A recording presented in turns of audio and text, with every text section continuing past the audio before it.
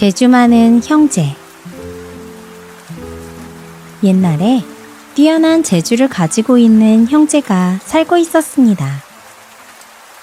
형은 풍수지리에 능통한 학자인 직관 풍수였고, 동생은 동물의 울음소리를 알아들을 수 있는 사람이었습니다.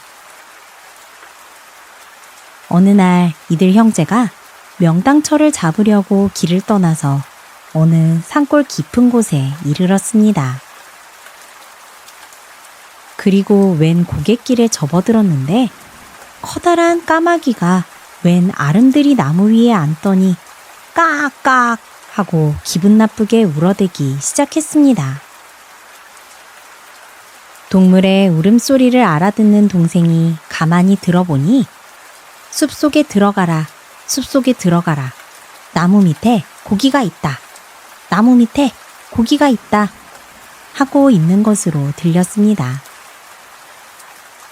그러자 뭔가가 있기는 있는 모양이라고 여긴 동생은 형에게 말했습니다. 형님, 아무래도 이 숲속에 뭔가가 있는 듯합니다. 까마귀의 울음소리를 해석해보니 심상치가 않습니다. 그러냐? 그래, 동생아.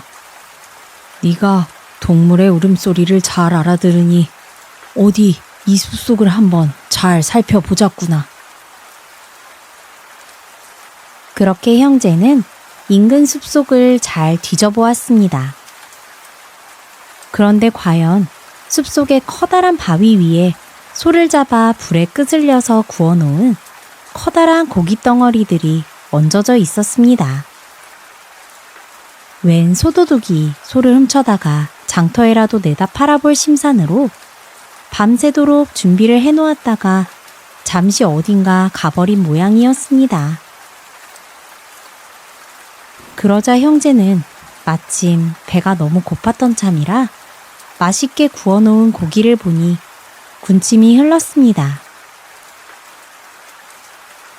형님, 이 고기가 너무 맛나게 생겼는데 조금만 가져다가 먹어볼까요? 허허, 그래. 너무 배가 고프구나. 저기, 저 다리 한쪽만 가져다가 먹어보자. 그렇게 형제는 소의 한쪽 다리 부분을 가져다 맛있게 구워 먹었습니다. 그런데 그 소를 도둑맞은 농부가 관아에 신고를 하였고, 관아에서는 수많은 포졸들이 소를 찾기 위해 탐색에 들어갔습니다.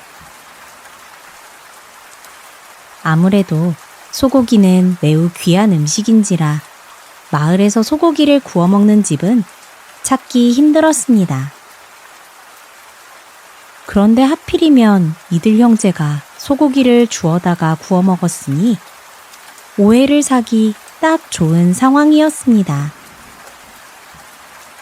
소고기를 구운 냄새와 연기가 가득한 이 형제의 집에 포졸들이 들이닥쳤습니다. 그런데 아니나 다를까 소의 한쪽 다리뼈와 함께 소고기를 맛있게 먹고 있는 형제들이 있었습니다. 아니, 포졸 나으리들이 어쩐 일이십니까? 영문을 모르는 형이 포졸들에게 물었습니다. 이게 어디서 난 소고기냐? 여봐라, 이 자들을 끌고 관아로 가자. 아니, 왜 이러시오? 이거 놓으시오. 이거 놔. 형제는 졸지에 관아에까지 끌려와서 고을 원님 앞에서 문초를 받게 되었습니다. 이놈들, 너희들이 소고기를 어디에서 어떻게 구해서 먹고 있었는지 바른 대로 고해라. 그러자 동생은 억울하다는 듯이 말했습니다. 저희는 소를 훔친 것이 아닙니다. 그저 까마귀가 숲속에 들어가라, 나무 밑에 고기가 있다 하고 울길래 숲속을 잘 살펴보니 소고기가 있었습니다. 그래서 그걸 가져다 먹은 것밖에 달리 아무것도 하지 않았습니다. 저희는 절대로 소를 훔치지 않았습니다. 제가 죄가 있다면 까마귀의 말을 알아들은 것밖에는 없습니다. 억울합니다. 원님은 동생의 말을 듣고는 아무래도 거짓말을 하는 것처럼 보이지는 않았습니다. 그러나 동물의 울음소리를 알아들을 수 있다는 말은 아무리 생각해도 터무니가 없었습니다. 그래서 원님은 정말로 동생이 거짓말을 하는 것이 아닌지를 살펴보기로 하였습니다. 원님은 비밀리에 이방을 시켜서 관아에 인접한 민가의 제비집에서 새끼 4마리를 모두 꺼내고 감추도록 하였습니다. 그러자 새끼를 잃은 어미제비는 나무 위에 앉아서 슬피 울부짖고 있었습니다. 그 소리가 마을에 쩌렁쩌렁 울려 퍼졌습니다. 그러자 원님은 이 동생을 불러내어서는 동생에게 물었습니다. 여봐라, 네가 까마귀의 말을 알아듣고 소고기를 찾았다 하였다. 그렇다면 이 제비가 무엇을 말하고 있는지도 알아들을 수 있겠느냐? 원님이 동생에게 묻자 동생은 대답했습니다. 하나도 안 보이고 둘도 안 보이고 셋도 안 보이고 넷도 안 보이니 내 자식 4마리를 빨리 내놓아달라고 울부짖고 있는데요. 그러자 원님은 너무나 깜짝 놀라며 무릎을 탁 쳤습니다. 세상에, 이럴 수가. 과연 대단한 재주로구나. 당장 이 형제를 풀어주도록 하거라. 그런데 이 형제 중에 형이 풀려나면서 짐짓 원님의 귀에까지 들리도록 조금 큰 소리로 이곳 터를 보아하니 주인이 중의 아들이라 저리 말도 참 많구나 하고 은근히 속삭였습니다. 하지만 이것이 원님을 대놓고 모욕하는 듯한 말로 들렸기에 원님은 그 말을 듣고는 괘씸하고 화가 나기는 하였지만 일단 풀어주라고 명한 터라 다시 명을 거두기는 힘들었습니다. 그리고 혹시나 그 말이 또 맞을지도 모른다는 생각도 하였습니다. 원님은 그 말을 듣고 나서부터는 하루 종일 중의 아들이라는 말이 머릿속에서 떠나지를 않았습니다. 원님은 아무래도 그 말이 무슨 말인지 알아보기 위해 집으로 퇴청한 뒤에 조용히 어머니에게 물었습니다. 어머니, 어떤 재주 많은 이들이 저에게 중의 아들이라고 한 이야기를 들었습니다. 과연 이것이 무슨 소리랍니까? 그러자 원님의 어머니는 말했습니다. 내가 살 날도 얼마 남지 않았으니 무엇을 더 감추겠느냐. 사실은 내가 이 집에 시집을 와서 몇 년이 지나도록 태기가 없어 절에 불공을 드리러 다녔다. 그런데 아무리 불공을 드려도 소용이 없으니 나는 짐짓 너의 아버지의 문제라고 생각을 하였지. 결국에는 어쩔 수 없이 그 절의 스님의 힘을 빌어 너를 갖게 되었고 네가 태어난 것이다. 그러자 이 원님은 너무나 깜짝 놀랐습니다. 자신의 출생의 비밀은 둘째치고 자신도 모르는 그 사실을 어찌 알았는지 그 두 형제의 재주에 너무나 감탄하였습니다. 정말로 하늘이 내린 재주를 가진 형제들이로구나. 앞으로 내가 많은 도움을 구해야겠다. 현명했던 원님은 불쾌해하거나 모욕감을 느끼기는커녕 그들의 재주를 고을을 다스리는데 어떻게 잘 써볼지 생각하며 몹시 좋아하였습니다. 그렇게 다음날 원님은 그 재주가 뛰어난 두 형제를 불러서 앞으로 마을을 다스리는데 큰 도움을 달라고 부탁을 하였습니다. 그러자 이들 형제들도 어진 원님의 도움으로 자신들의 능력을 마음껏 펼쳐 보일 수 있었습니다. 그렇게 원님과 형제들이 합심하여 고을을 잘 다스리니 그 고을은 주변의 그 어떤 고을보다 풍족하고 잘 살게 되었다고 합니다.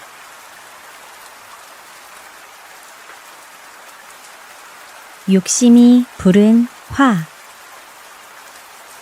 옛날 어느 선비가 과거를 보기 위해 한양으로 상경을 하고 있었습니다. 먼 길을 걷던 이 선비는 잠시 산 중턱의 나무 그늘에 앉아 쉬면서 맑은 하늘을 올려다보았습니다. 언제쯤 한양에 도착할 것인가? 참으로 먼 길이구나. 그때였습니다. 이 선비의 눈에 나무에 앉은 두 마리의 까마귀가 보였습니다. 아니, 웬 까마귀인가? 아무래도 아버지 까마귀와 아들 까마귀인 것 같은데. 그런 선비의 귀에 이 두 까마귀가 말다툼을 하는 소리가 들렸습니다. 너는 왜 애비 말을 듣지 않았느냐? 함부로 사람들에게 접근하지 말라고 내가 그렇게 말렸지 않았느냐? 그런데 너는 내 말을 듣지 않고 사람들에게 접근하더니 결국은 붙잡히고 말았지. 그 사람들에게 그동안 열심히 모아둔 보물들이 있는 곳을 알려주고 나서야 간신히 네가 풀려나지 않았느냐. 그것뿐만이 아니야. 너는 모든 일에 애비인 내 말을 통 귀담아 듣지를 않아. 도대체 왜 이 애비 말을 듣지 않는 것이냐? 아버지 까마귀는 조용조용 훈계를 하려 했지만 아들 까마귀는 반성하는 빛을 보이지 않았습니다. 네, 아버지. 네, 알겠다고요. 아들이 건성건성 대답을 하니 아버지 까마귀는 마침내 분노가 폭발하였고 자기도 모르게 아들 까마귀를 물어 죽이고 말았습니다. 그러나 노여움이 가라앉자 곧 자신이 한 짓이 후회가 되었습니다. 아니, 이럴 수가. 내가 무슨 짓을, 내 소중한 아들을 내가 물다니.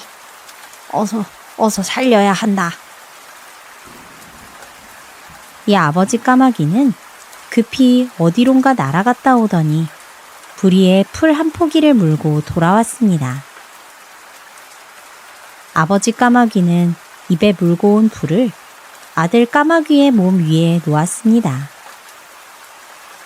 그러자 죽었던 아들 까마귀가 신기하게도 되살아났습니다.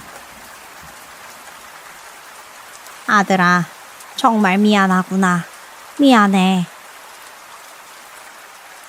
그리고 나서 두 마리의 까마귀는 화해를 하고는 다정하게 함께 다시 하늘로 날아갔습니다. 두 까마귀의 행동을 처음부터 끝까지 지켜본 선비는 까마귀가 조금 흘린 아까의 그 풀잎 몇 개를 주워서 주머니에 소중히 집어넣었습니다. 오호, 참으로 신기한 풀이구나. 과연 이 풀이 생명을 살리는 풀이란 말인가? 그렇게 생각하고는 이 선비는 다시 길을 떠났습니다. 한참을 걷다 보니 또 이 선비의 눈에 나무 위에서 두 마리의 새가 다투고 있는 모습이 들어왔습니다. 싸움은 더욱 맹렬해지더니 결국 한 마리가 다른 한 마리를 죽이고 말았습니다. 선비는 이번에는 무슨 일이 일어날 것인가 궁금하여 숨어서 지켜보았습니다. 상대가 죽은 후 어디론가 날아갔던 새는 한참 만에 다시 돌아왔는데 앞전에 아버지 까마귀가 그랬던 것처럼 입에 웬 풀을 물고 돌아왔습니다. 그리고 그 풀로 죽은 친구를 되살리는 것이었습니다. 이럴 수가, 또다시 살아나다니. 이선비는 그 광경을 보고 그 풀이 아까의 까마귀가 사용했던 풀과 같은 것인가 싶어 새가 흘리고 간 풀 몇 개를 주어서 아까 챙겨둔 풀을 꺼내어서는 비교해 보았습니다. 그러자 두 풀이 서로 똑같은 것임이 확실했습니다. 이 풀이 도대체 무엇이길래 죽은 것을 살려낸단 말인가? 만일 이 풀이 사람의 생명도 구할 수 있다면, 그렇다면 이 풀을 한양에 올라가서 사용한다면 나는 크게 성공할 수 있겠구나. 하하하. 이선비는 한양으로 향하는 발걸음을 재촉했습니다. 선비가 알기로는 왕이 애지중지하고 있는 공주가 병에 걸려 다 죽어가고 있다고 들었기 때문입니다. 그럼 자신이 이 풀을 가지고 가서 그 공주를 살려낸다면 과거 따위 급제하건 급제하지 않건 중요할 것이 없었습니다. 큰 관직은 물론이거니와 공주와 결혼하여 왕의 부마도 될 수 있을 것이었습니다.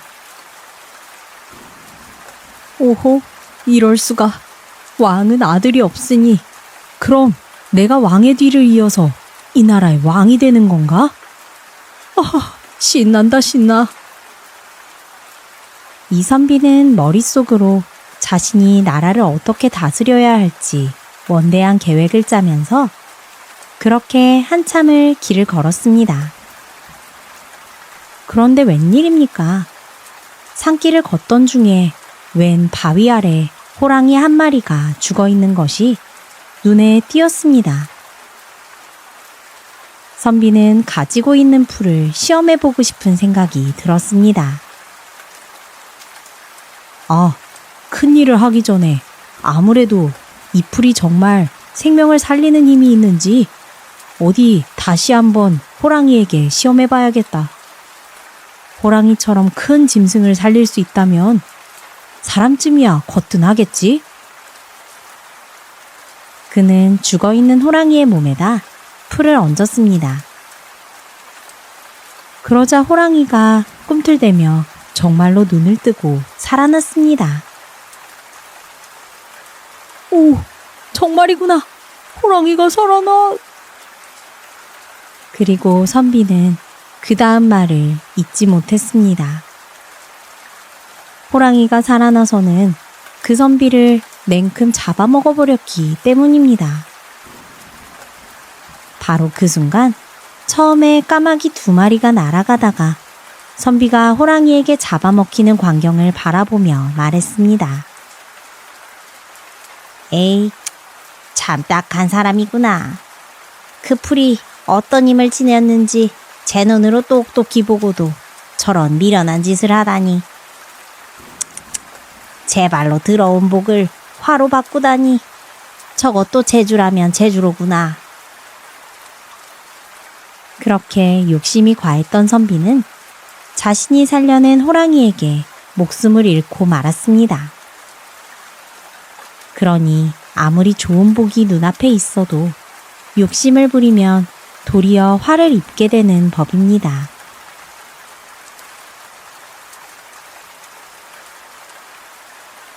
지혜로운 왕의 바둑 한 수. 옛날 어느 나라에 아주 지혜로운 왕이 있었습니다.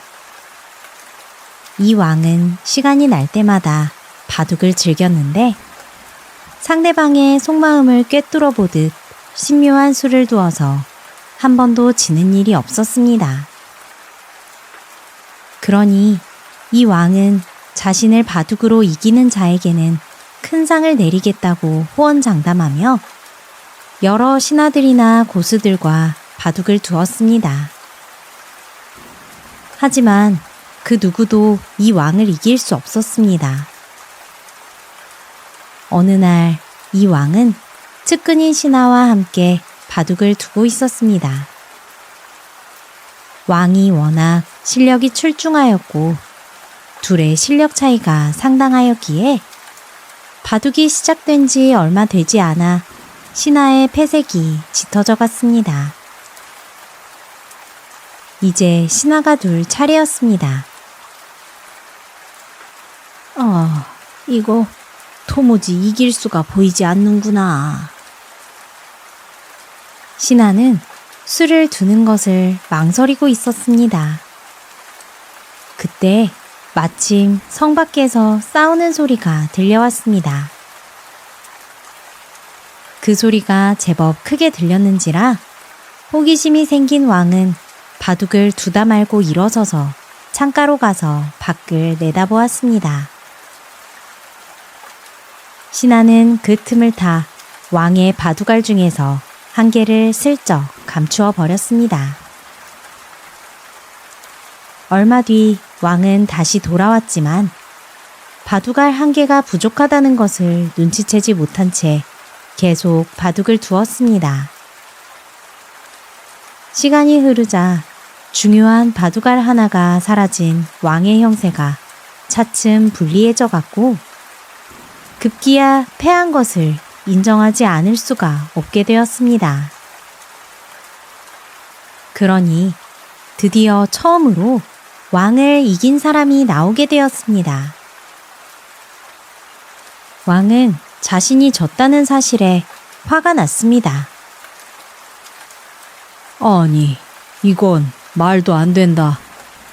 나보다 바둑을 잘 두는 사람은 없는데 분명 실수를 한 적도 없고 저 신하가 나보다 실력이 뛰어난 것도 아니다. 어디서부터 잘못된 것일까?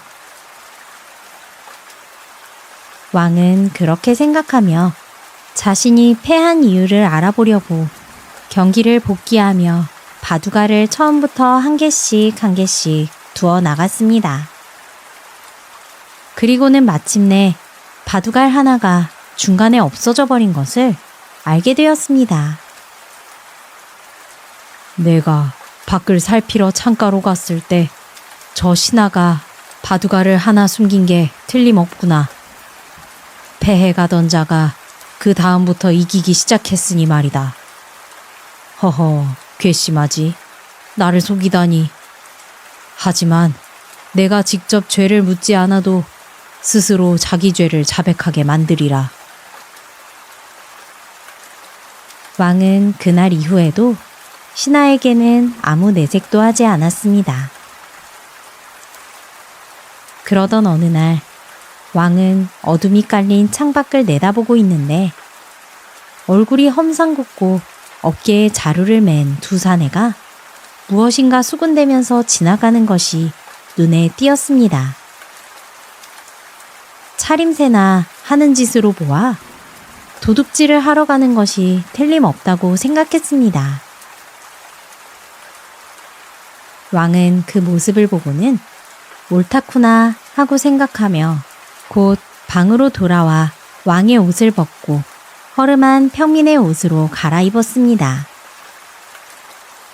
그리고 거리로 나가 그 두 사내를 따라갔습니다.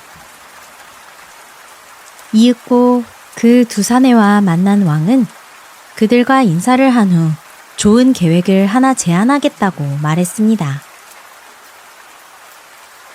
나도 과거엔 도둑질 깨나 한다는 사람이었소. 자, 여기 왕이 거처하는 방에 열쇠가 있소. 나는 그곳의 구조가 어떻게 되어 있는지도 그곳을 들키지 않고 들어갈 수 있는 방법도 잘 알고 있소. 오래전부터 왕궁을 털 생각으로 계획을 세워왔는데 미처 용기가 나지 않아서 이럭저럭 시간만 낭비하고 말았소. 어떠시오, 형씨들? 나랑 한번 일을 벌여볼 생각이 없소?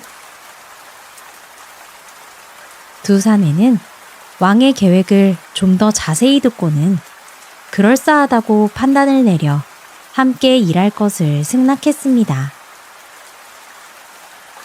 왕궁의 구조를 잘 안다고 했소? 그럼 그곳으로 들어가는 건 당신이 앞장서시오. 물건을 훔치는 일은 우리가 알아서 할 테니.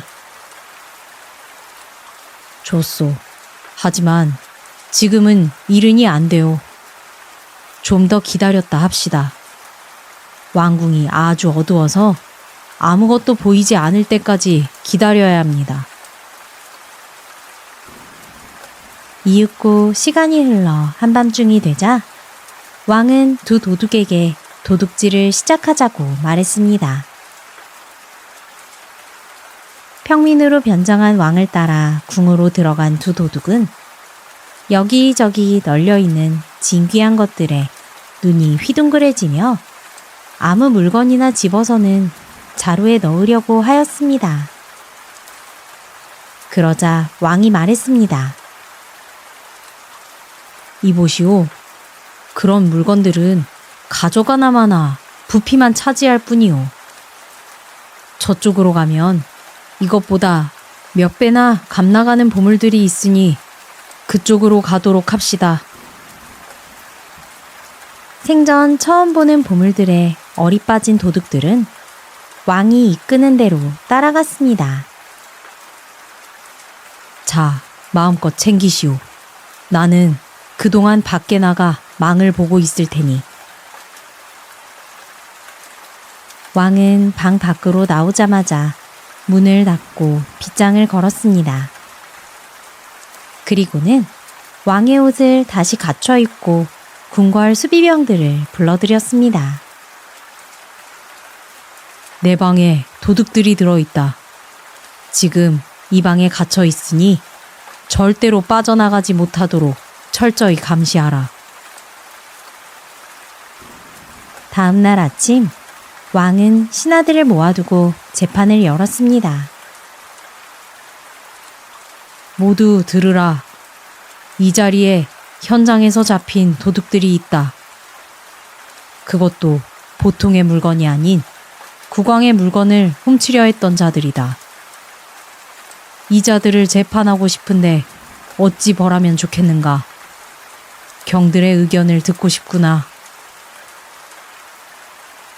왕의 말을 듣고 있는 바둑을 이긴 신하는 몸이 오들오들 떨리고 심장이 뚝 멎는 것만 같았습니다. 왕의 물건을 훔친 자라고 했는데 그건 꼭 왕이 바둑의 돌을 훔친 자신을 두고 하는 말인 것만 같았습니다. 그리고 이 재판이 자신에게 벌을 내리려고 열린 재판일 거라는 생각이 들었습니다. 이럴 수가. 이거 판결이 내려질 때까지 가만히 있으면 더 무거운 벌을 받게 될지도 몰라. 아무래도 자백을 해야 살 길이 열리겠구나. 신하는 그렇게 생각을 하고는 얼른 왕 앞으로 나아가 그 앞에 무릎을 꿇고는 용서를 빌었습니다. 전하, 죽을 죄를 지었습니다. 그때 전하께서 창가로 가셨을 때 제가 몰래 전하의 바둑알 한 개를 숨겼습니다. 제가 이긴 것은 그 때문이었습니다. 전하, 제가 이렇게 두 손 모아 비오니 제발 용서해 주시옵소서. 왕은 진땀을 뻘뻘 흘리며 용서를 빌고 있는 신하의 모습을 내려다보고는 껄껄 웃었습니다. 너무 걱정하지 마시오. 그 일 때문에 재판을 연 것은 아니오. 나는 그런 사소한 일은 이미 잊은 지 오래요. 어제 저녁에 내 방에 들어와 보물을 훔쳐가려고 하던 도둑을 잡았기에 그 도둑을 재판하려고 이 재판을 연 것이오.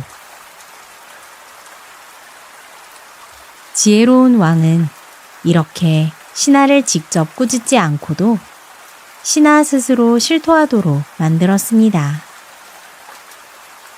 그 신하는 얼굴이 벌개져서 고개를 들지 못하였다고 합니다.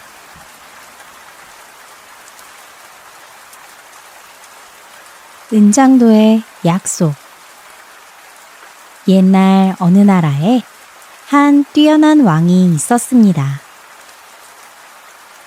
이 왕은 낡은 궁궐을 다시 짓기 위해서 궁궐을 건축하는 데 필요한 뛰어난 기술자들을 각 지방에서 보내줄 것을 지방관들에게 명령하였습니다. 그리고 궁궐을 잘 짓는다면 능력에 따라서 그에 상응하는 좋은 대우를 해줄 것이라고 약속했습니다. 그러니 각 지방에 네로라 하는 건축 기술자들이 모두들 왕의 새 궁궐을 짓는 데 참여하기 위해 모여들었습니다. 그런 전국의 모든 건축 기술자 중에서도 가장 유명하고 뛰어난 실력자라 꼽히는 매우 훌륭한 기술자가 있었습니다. 그런데 그는 아무리 좋은 대우를 해줄지라도 왕의 궁궐을 짓는 데에는 가지 않겠다고 버티고 있었습니다. 그에게는 특별한 이유가 있었습니다. 그는 아름다운 아내가 있는데 혹시 자기가 집을 비운 사이에 누군가가 자신의 아내를 넘보지 않을까 하는 그런 걱정 때문에 아내를 혼자 두고 떠날 수가 없었습니다. 그러니 그 고을의 사또는 그 기술자를 특별히 불러 궁궐 건축에 참여하러 가줄 것을 부탁하였습니다. 왕께서 내리신 명령인데 나로서는 이 명령을 거절할 처지가 못 되네. 그렇다고 자네가 보통 기술자인가? 아마도 자네가 빠지면 왕께서는 자네는 왜 안 오는지 나를 불러다 추궁하실 것이란 말일세. 자네와 오랜 시간 친구인 나를 봐서라도 부디 궁궐 건축에 참여해 주게나. 그 기술자는 친구였던 사또의 간곡한 청에 못 이겨 그만 승낙을 하고 말았습니다. 그러나 막상 집으로 돌아와 아내의 아름다운 모습을 보자 다시 걱정이 되기 시작했습니다.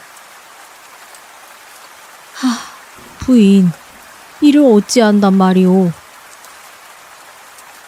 이 기술자는 아내를 보며 한숨을 쉬었습니다.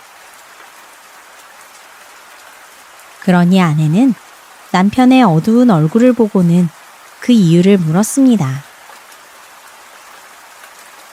그러자 남편은 모든 이야기를 아내에게 해주었습니다. 이윽고 남편의 이야기를 다 듣고 난 그의 아내는 걱정하지 말라며 남편을 위로해 주었습니다. 서방님, 저 때문에 걱정이 되시는 것이라면 아무 염려 마세요. 전 서방님의 아내로서 언제까지나 몸을 단정히 지키고 있겠습니다. 사또와도 약속을 하셨다면 그 약속을 지키는 게 도리 아닌가요? 어서 궁궐 건축에 참여하러 떠나시지요. 약속도 약속이거니와 그와 같은 나라의 큰 건축에 서방님처럼 훌륭한 기술자가 빠지는 것은 말도 안 된답니다. 아내의 위로에 어느 정도 마음이 가라앉은 기술자는 이튿날 아침 일찍 일어나 한양으로 갈 보따리 짐을 싸기 시작했습니다. 아내는 떠나는 남편에게 자신이 가지고 있는 2자루의 은장도 중 작은 것을 하나 줄을 엮어 남편에게 주었습니다. 이 작은 은장도를 항상 당신 곁에 두세요. 안에 칼이 녹슬지 않는 이상 저는 항상 당신만을 생각하고 있는 것이랍니다. 그 말을 들은 기술자는 부인이 준 은장도를 몸에 지니고 길을 나섰습니다. 이윽고 궁궐 건축 현장에 도착한 그는 정성을 다하여 궁궐 건축을 하였습니다. 그러던 어느 날 궁궐 건축을 직접 진두지휘하던 왕은 그 기술자의 목에 매달려 있는 작은 은장도를 보게 되었습니다. 그 기술자가 틈만 나면 그 은장도를 꺼내어 살펴보니 왕은 그 이유가 무척이나 궁금했습니다. 아니, 그대는 어찌 그 작은 은장도를 항상 목에 걸고 확인하는 것인가? 몸을 지키기 위해서라면 좀 더 큰 칼이 좋지 않겠나? 그러니 그 기술자는 은장도에 얽힌 자초지종을 숨김없이 이야기했습니다. 오, 정말로 기술자의 아내가 종조를 지키지 못하면 은장도에 녹이 쓸려나? 기술자의 이야기를 듣고 난 왕은 호기심이 생겨났습니다. 그래서 왕은 용모가 수려한 젊은이 두 사람을 불러서는 기술자의 고향에 가서 그의 아내를 유혹해보라고 시켰습니다. 왕의 명을 받은 두 젊은이는 기술자의 고향으로 갔습니다. 그리고 밤이 깊었다는 이유로 그 기술자의 집에 찾아가서는 하룻밤 묵어가기를 요청하였습니다. 기술자의 아내는 착하고 인정이 많은 사람이었기에 두 미남에게 저녁상도 차려주고 친절하게 잘 접대해 주었습니다. 이윽고 밤이 깊어지자 그녀는 그 두 사람을 사랑방으로 안내하여 편히 잠을 잘 수 있도록 이부자리까지 봐주었습니다. 그렇게 두 젊은이는 자리에 눕는 척하다가 그 기술자의 아내를 유혹하기 위해 사랑방 문을 열고 나가려고 하였습니다. 그런데 이상했습니다. 아니, 이거 왜 이래? 문이 안 열리는데? 그게 정말인가? 어찌 문이 안 열릴 수가 있어? 두 남자가 아무리 문을 열려고 하여도 문이 꼼짝도 하지 않는 것이었습니다. 알고 보니 이 기술자의 아내가 젊은이들이 흑심을 품지 못하도록 사랑방 문을 바깥에서 잠궈버렸던 것이었습니다. 한편 왕은 매일 건설 현장에서 기술자의 목에 매달린 은장도를 유심히 관찰했습니다.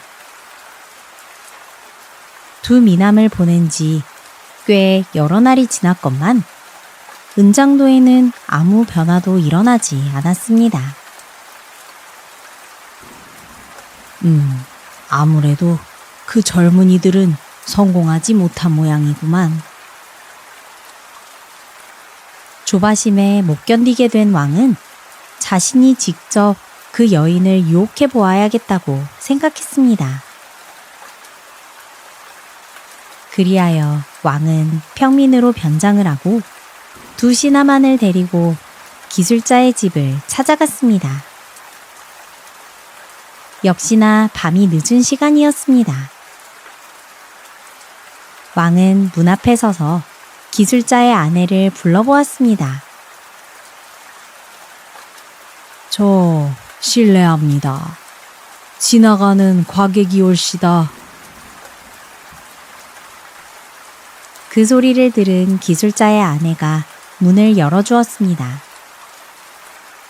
정말 듣던 대로 아름답고 정숙해 보이는 여인이었습니다.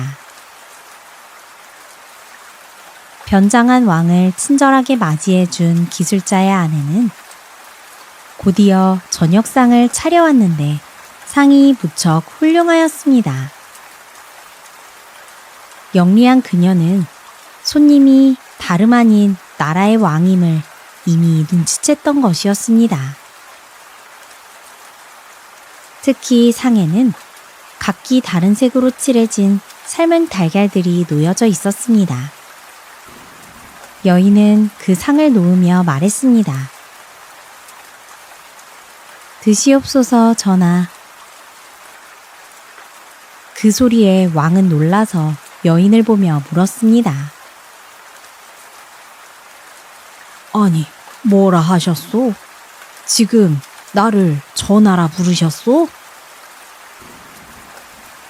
그러니 여인은 예의를 차리고 공손한 어조로 대답을 시작했습니다. 네, 전하의 눈빛은 왕의 위엄으로 번뜩이고 있었습니다. 전하께서 풍겨져 나오는 현명함과 위엄을 감히 몰라볼 자가 누가 있겠습니까? 그러면서 여인은 살며시 미소를 지었습니다. 왕은 이 여인의 지혜로움과 태도에 놀라 한동안 할 말을 잊었습니다.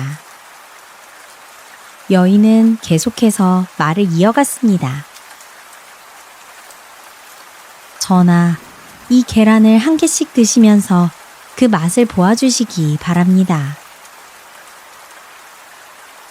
왕은 노란색, 빨간색 색깔대로 계란을 하나씩 들어 맛보기 시작했습니다. 그리고 나서 말했습니다. 칠해진 색은 저마다 다르지만 맛은 전부 같구나. 그러자 여인이 말했습니다. 그렇습니다, 전하. 여인이라 하는 것은 이 계란과 같습니다. 얼굴이 예쁘고 미운 차이는 있을지 모르겠으나 결국 그 속은 다 똑같습니다.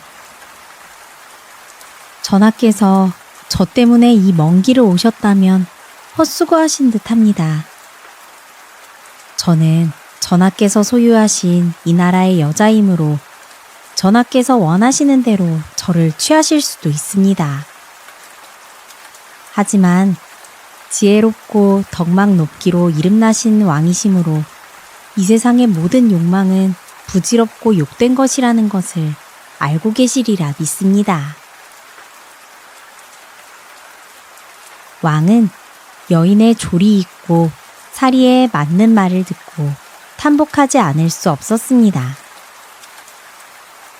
허허허, 정말 대단하구나, 대단해. 나의 장난이 심하였구나. 내 생각이 짧았어.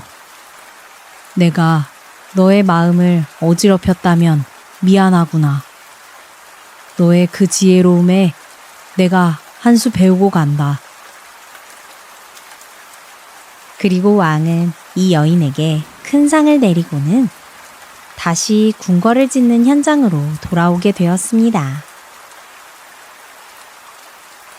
돌아온 왕은 여인의 남편에게 그 이야기를 전하고는 말했습니다. 그대는 참으로 훌륭한 아내를 두었더구나. 아무래도 그 은장도는 굳이 확인할 필요도 가지고 있을 이유도 없어 보인다. 자네의 아내는 그런 것이 아니어도 충분히 지혜롭고 정조 있는 여인이었기 때문이다. 그러니 그 은장도를 그만 벗도록 하거라. 기술자는 왕의 이야기를 듣더니 환하게 웃으며 그제서야 은장도를 목에서 벗었습니다. 그렇게 기술자는 안심하고 궁궐 건축에 전념했습니다. 그렇게 시간이 흘러 궁궐이 훌륭하게 완성되었습니다. 왕은 그에게 다른 사람보다 10배나 많은 보수와 상금을 선물하고는 고향으로 돌아가게 했습니다. 정숙한 여인 덕분에 왕으로부터 많은 상금을 받고 칭찬을 들은 기술자는 고향으로 돌아가 자신의 아내를 더욱 믿고 사랑하게 되었다고 합니다.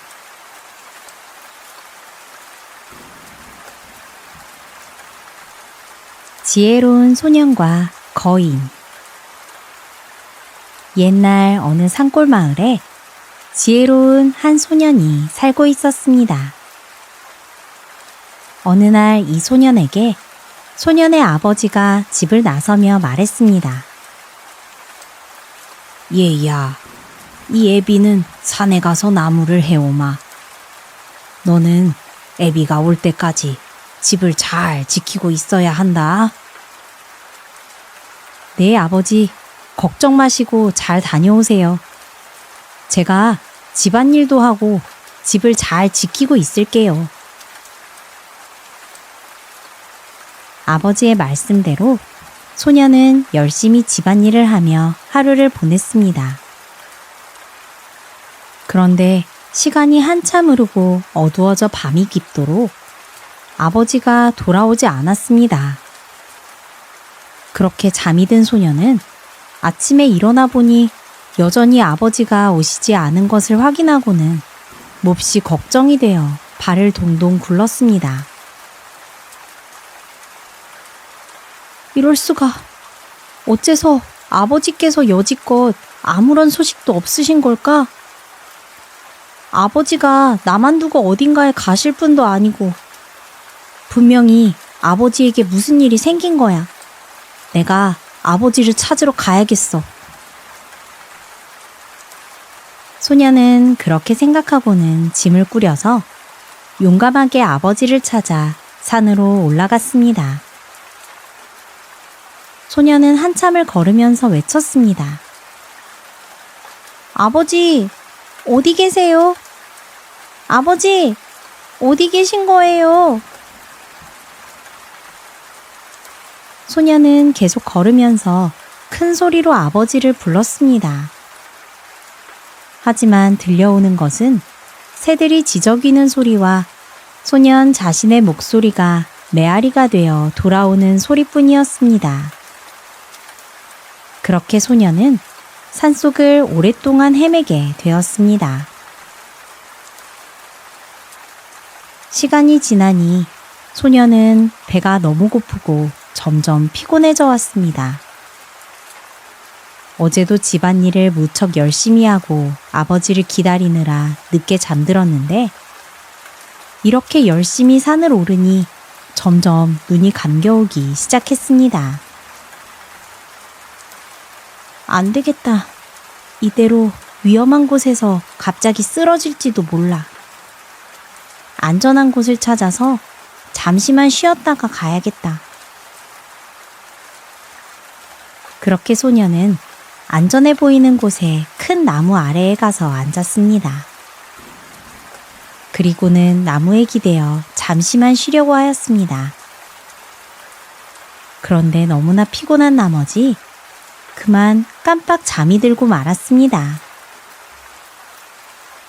그렇게 얼마나 잠을 자고 있는지 모르게 한참을 쿨쿨 자고 있는 소년의 앞에 갑자기 웬 산신령이 나타났습니다.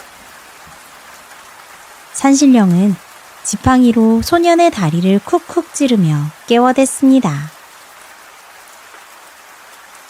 얘야, 어서 일어나거라.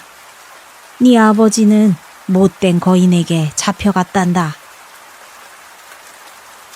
소년은 자다 말고 그 소리를 듣고 깜짝 놀라 일어났습니다. 그리고는 다짜고짜 산신령에게 물었습니다. 산신령님, 그럼 제가 어떻게 하면 아버지를 구해올 수 있을까요? 그러자 산신령이 소년을 보고 웃으며 대답해 주었습니다. 어서 벼룩 한 말, 빈대 한 말, 바늘 한 말을 준비하여 거인의 집을 찾아가거라.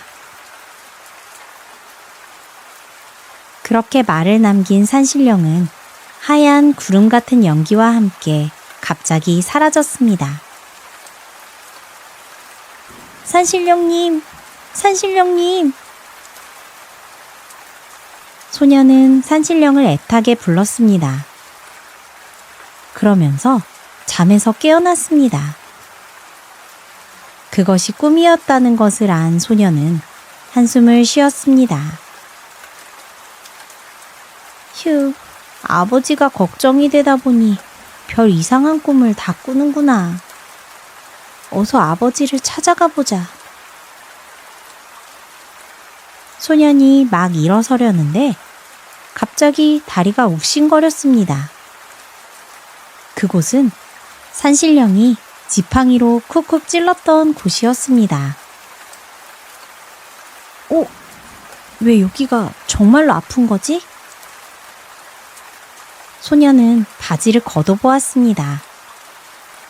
그런데 그 자리에 정말로 지팡이 같은 것으로 쿡쿡 찌른 것만 같은 자국이 남아 있었습니다. 이럴 수가. 정말로 산신령님이 나에게 왔다 가신 것이로구나. 그럼 정말 꿈에서 산신령님이 말씀하신 것이 다 맞다는 건가? 소녀는 그렇게 생각을 하고는 곧장 산을 내려갔습니다. 그리고는 마을 사람들에게 사정 이야기를 하였습니다. 평소에 성실하고 착한 소년이었기에 마을 사람들은 그런 소년을 도와주고 싶어 하였습니다. 그래서 마을 사람들이 벼룩들과 빈대들, 바늘들을 각기 자루에 담아 소년에게 주었습니다. 그러자 벼룩 한 말, 빈대 한 말, 마늘 한 마리 모이게 되었습니다. 소년은 그것들을 3개의 자루에 각기 담아서 들쳐매고 다시 산으로 올라갔습니다.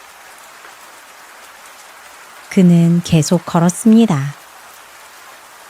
그런데 어느새 날이 어둑어둑해지기 시작했습니다. 이럴 수가. 이러면 길을 잃을 수도 있으니 오늘은 어딘가에 묵었다가 가야겠다.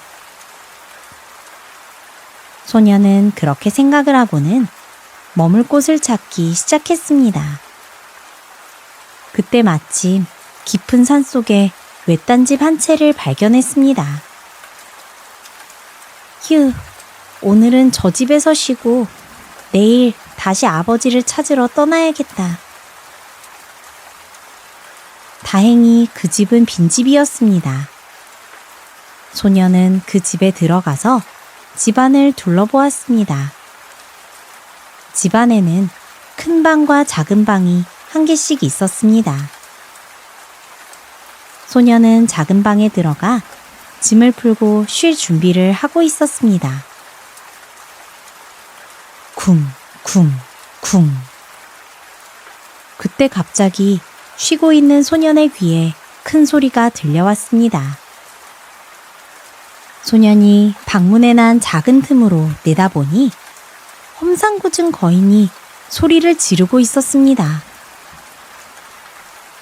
내가 이름을 부르면 큰 소리로 대답해.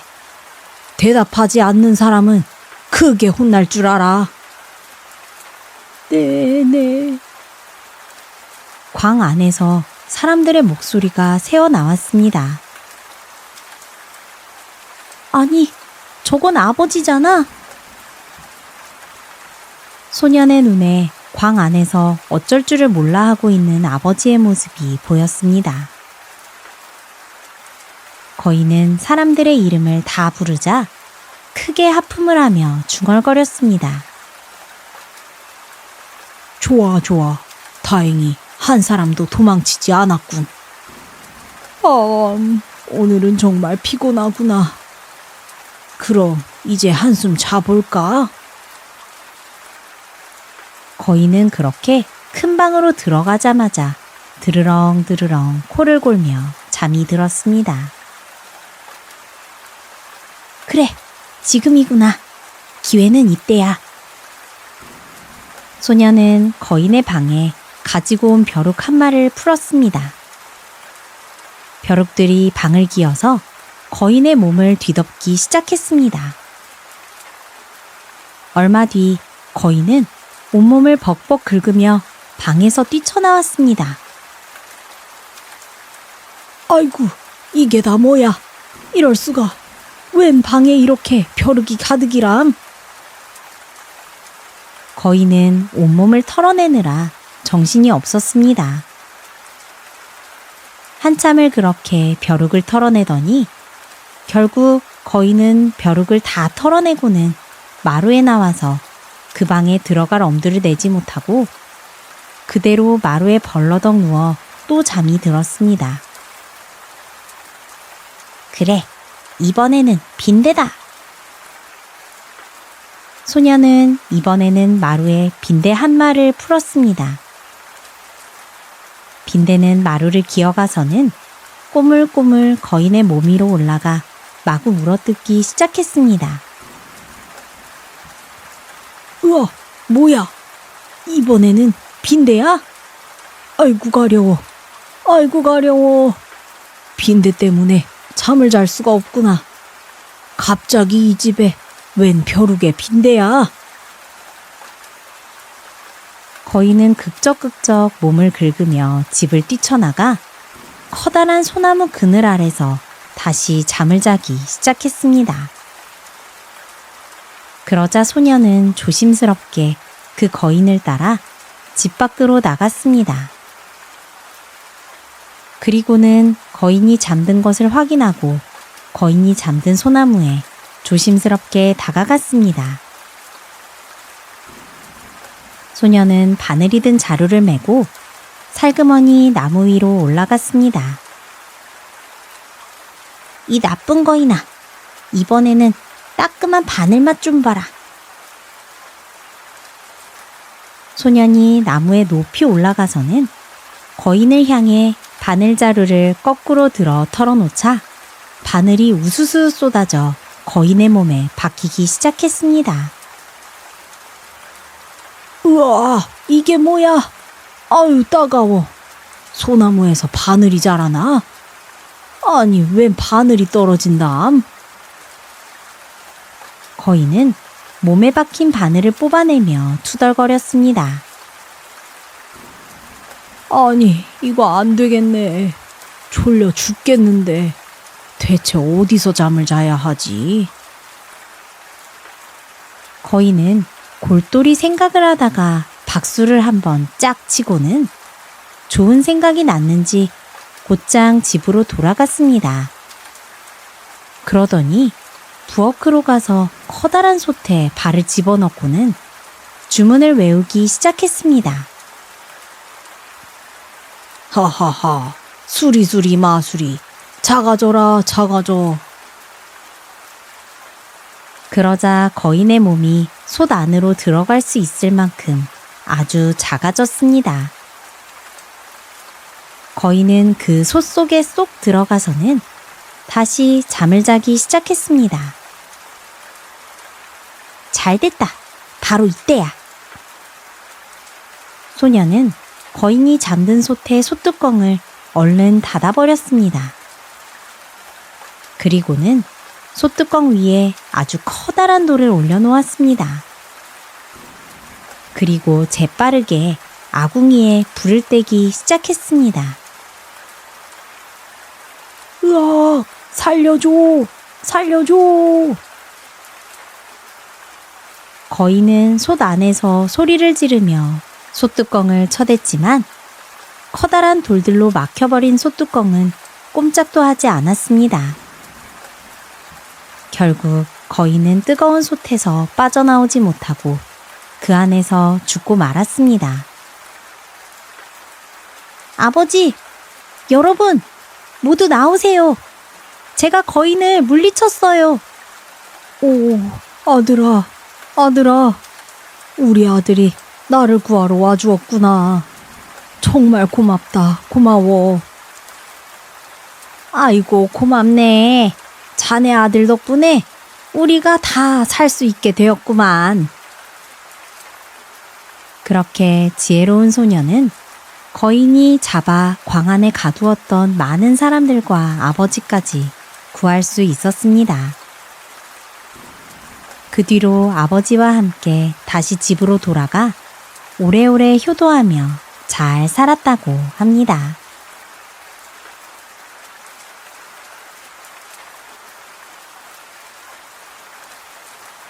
옛날 이야기 속 주인공들을 떠올려 보면 큰 복을 얻거나 깊은 깨달음에 닿은 사람들 대부분이 끝까지 버티고 견뎌낸 사람들이었습니다. 눈앞의 시련이 아프고 길어도 흔들리는 마음을 다잡고 조금만 더 지나면 길이 열리곤 했지요. 요즘 우리는 너무 바쁘고 무엇이든 빨리 결론을 내고 싶어 합니다. 하지만 조급함으로 얻을 수 있는 건 그리 많지 않습니다. 정말 소중한 것들은 조용히 쌓여가고 천천히 자라나는 법이라는 걸 옛 이야기는 늘 잔잔하게 일깨워줍니다.